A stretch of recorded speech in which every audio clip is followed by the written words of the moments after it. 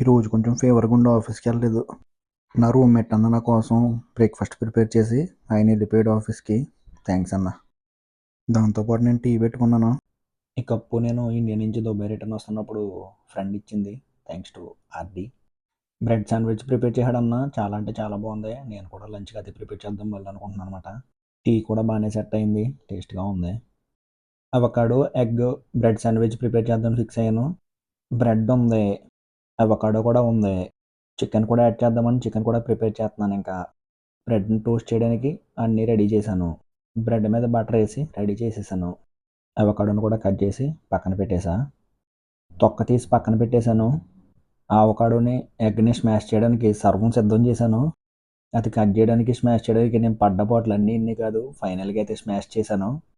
Egg అవకాడోతో పాటు chicken కూడా బాగుంటుంది అనేసి ఇది నేను ఎయిర్ ఫ్రైయర్లో కుక్ చేసి చికెన్ కూడా యాడ్ చేస్తున్నాను. మొత్తం దీన్ని కూడా కచ్చాపచ్చా స్మాష్ చేసి యాడ్ చేశాను అనమాట. టేస్ట్ బాగుంటుంది అనేసి చూద్దాం ఎలా ఉంటుంది ఏంటన్నది. ఫస్ట్ టైం ట్రై చేస్తున్నాను. బ్రెడ్ అయితే మాత్రం మంచిగా టోస్ట్ అయింది.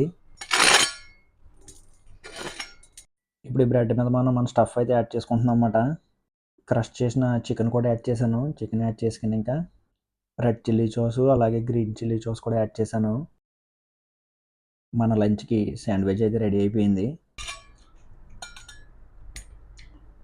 ఫైనల్గా ప్రిపేర్ చేశాను. ఫ్రెష్ అయిన తర్వాత అప్పుడు తిందాం. చూద్దాం అసలు ఏంటి పరిస్థితి అన్నది. ఫ్రెష్ అయిపోయాను. టేస్ట్ చేద్దాం దీన్ని, అసలు దీని పరిస్థితి ఏంటి.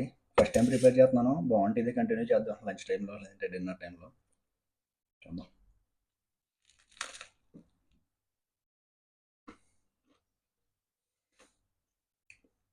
బాబా చాలా బాగుంది.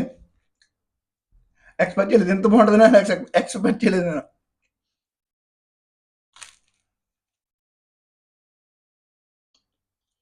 నేను చేశానని కాదు కానీ చాలా అంటే చాలా బాగుంది. అస్సలు నేను నిజంగా ఎక్స్పెక్ట్ చేయలేదు, ఇంత బాగుంటుందని ఎక్స్పెక్ట్ చేయలేదు.